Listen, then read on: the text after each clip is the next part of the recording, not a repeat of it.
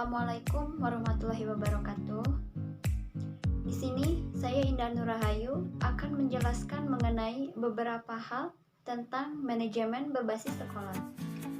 Nah, sebelumnya kita artikan dulu apa itu manajemen. Manajemen adalah suatu proses perencanaan dan pengambilan keputusan pengorganisasian, memimpin, dan mengendalikan manusia, mengatur keuangan, fisik, waktu, dan informasi, serta sumber daya untuk mencapai tujuan organisasi secara efektif dan efisien. Manajemen penting bagi keberlangsungan sebuah organisasi karena dibutuhkan untuk mencapai tujuan organisasi, untuk menjaga keseimbangan di antara tujuan yang saling berharga, dan untuk mencapai efisiensi dan efektivitas. Sederhananya, manajemen itu adalah memanage waktu. Mengatur waktu sudah termasuk ke dalam program manajemen yang dilakukan oleh seseorang secara individu. Pastinya, dalam kehidupan sehari-hari pun, kita perlu mengatur kegiatan agar dapat berjalan dengan baik. Berbicara tentang manajemen berbasis sekolah, apa sih yang dimaksud dengan MBS itu? Manajemen berbasis sekolah adalah proses mengelola sumber daya secara efektif untuk mencapai tujuan dan memberikan otonomi lebih besar kepada sekolah dan mendorong pengambilan keputusan partisipatif secara langsung dalam semua komponen warga sekolah, yaitu kepala sekolah, guru, siswa, orang tua, dan masyarakat. MBS mempunyai kewenangan penuh terhadap sekolah dalam mengatur pendidikan dan pengajaran yang perlu direncanakan, mengorganisasi, mengawasi, mempertanggungjawabkan, mengatur, serta memimpin sumber daya insani serta barang-barang untuk membantu pelaksanaan pembelajaran yang sesuai dengan tujuan sekolah. Tujuan MBS ini untuk apa sih? Yaitu untuk meningkatkan kinerja sekolah dengan memanfaatkan sumber daya yang tersedia secara lebih efektif dan efisien, dengan asumsi bahwa pengambilan keputusan di tingkat sekolah lebih efektif dibanding tingkat pemerintah, karena sekolah lebih memahami kebutuhan dan kondisi nyata di sekolah. Mengapa sih perlu ada MBS? MBS perlu diterapkan karena ada beberapa faktor. 1. Adanya kebijakan dan penyelenggaraan pendidikan nasional menggunakan Education Production Function atau Input-Output. 2. Keterpaduan penyelenggaraan pendidikan nasional antara pemerintah pusat dan pemerintah daerah belum dilaksanakan secara optimal atau tidak sesuai dengan yang terjadi di lapangan. Ketiga, peran serta pemangku kepentingan sekolah, khususnya masyarakat dan orang tua peserta didik, dalam penyelenggaraan pendidikan masih minim. Ada alasan penting mengapa sekolah harus melaksanakan MBS. 1. Sekolah lebih mengetahui kebutuhan lembagannya. 2. Pengambilan keputusan yang dilakukan oleh sekolah lebih memenuhi kebutuhan sekolah. Ketiga, penggunaan sumber daya pendidikan lebih bisa dipertanggungjawabkan bila mana dipangku oleh pemangku kepentingan. Keempat, keterlibatan semua warga sekolah dan pemangku kepentingan dalam pengambilan keputusan sekolah menciptakan transparansi dan demokrasi yang sehat. Dalam pengelolaan sekolah, tidak bisa dikendalikan oleh satu orang, tapi harus melibatkan orang tua, guru, dan peran masyarakat lainnya. Transparansi itu jadinya terlihat agar tidak ada penyelewengan. Kelima, sekolah dapat mempertanggungjawabkan langsung. Sekolah secara cepat merespon aspirasi masyarakat dan lingkungan yang berubah dengan cepat. Yang keenam, sekolah dapat melakukan kerjasama dengan dunia usaha dan dunia industri. Untuk melaksanakan program pendidikan dengan baik, diperlukan suatu pedoman atau acuan yang terukur dan terarah. Oleh sebab itu, pemerintah telah menerbitkan Peraturan Pemerintah Nomor 19 Tahun 2005 tentang Standar Nasional Pendidikan, yang kemudian disempurnakan dengan Peraturan Pemerintah Nomor 32 Tahun 2013. Ada 8 standar pengelolaan sekolah yang akan dijelaskan. Standar pengelolaan ini adalah standar nasional pendidikan yang berkaitan dengan perencanaan pelaksanaan dan pengawasan kegiatan pendidikan pada tingkat satuan pendidikan di kabupaten, kota, provinsi, atau nasional, agar tercapai efisiensi dan efektivitas penyelenggaraan pendidikan. Dengan melaksanakan standarisasi tersebut, diharapkan bisa terjadi peningkatan mutu pendidikan di Indonesia. Dalam penyusunannya, Standar Nasional Pendidikan sudah disempurnakan dengan penuh perencanaan terarah dan berkelanjutan menyesuaikan perubahan kehidupan yang terjadi dalam skala nasional maupun global.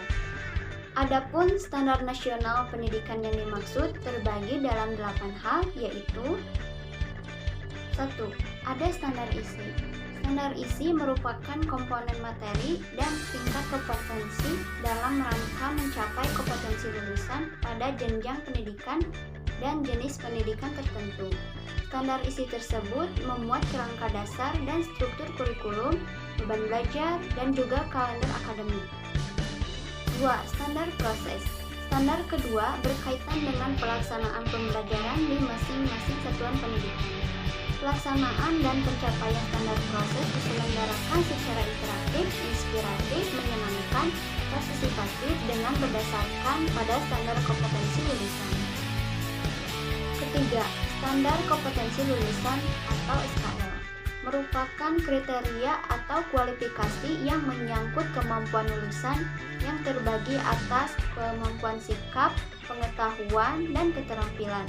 Pada jenjang sekolah dasar, SKS tersebut bertujuan untuk meletakkan dasar kecerdasan, wawasan pengetahuan, kepribadian yang berakhlak mulia, serta keterampilan untuk hidup mandiri dan mengikuti pendidikan selanjutnya. 4.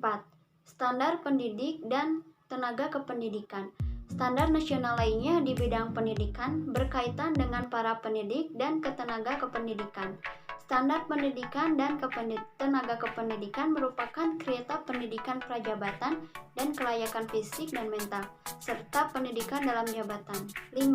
Standar sarana dan prasarana. Patokan ini mencakup tentang kriteria minimal sarana dan media yang menyokong pembelajaran. Misalnya, ruang belajar, tempat berolahraga, tempat melaksanakan ibadah, perpustakaan, laboratorium, sarana bermain, dan sebagainya. Keenam, standar pengelolaan. Standar keenam yang diatur dalam peraturan pemerintah adalah berkaitan dengan pengelolaan. Standar pengelolaan tersebut mencakup perencanaan, pelaksanaan, dan pengawasan kegiatan pendidikan secara efektif dan efisien pada tingkat satuan pendidikan kabupaten, kota, provinsi, hingga pengelolaan tingkat nasional. Ketujuh, standar pembiayaan. Biaya yang dibutuhkan dalam pelaksanaan pendidikan perlu diatur berdasarkan standar tertentu.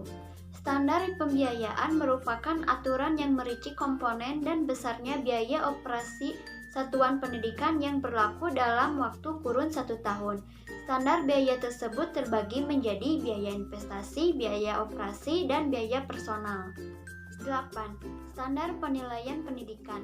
Standar penilaian ini berkaitan dengan segala macam mekanisme, prosedur, instrumental penilaian untuk mengetahui hasil belajar peserta didik.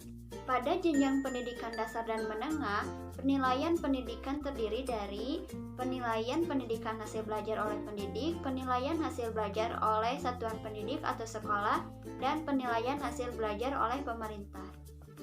Yang berikutnya akan dijelaskan mengenai manfaat manajemen berbasis sekolah. Menurut Nurcholish, penerapan MBS mempunyai beberapa manfaat atau keuntungan, antara lain: pertama, secara formal, MBS dapat memahami keahlian dan kemampuan orang-orang yang bekerja di sekolah. Keahlian dan kemampuan personil sekolah itu dimanfaatkan untuk pengambilan keputusan dalam rangka meningkatkan kualitas pembelajaran. Keahlian dan kemampuan personil sekolah akan dihargai dan selanjutnya akan menimbulkan rasa percaya diri.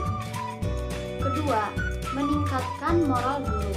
Moral guru meningkat karena adanya komitmen dan tanggung jawab dalam setiap pengambilan keputusan di sekolah.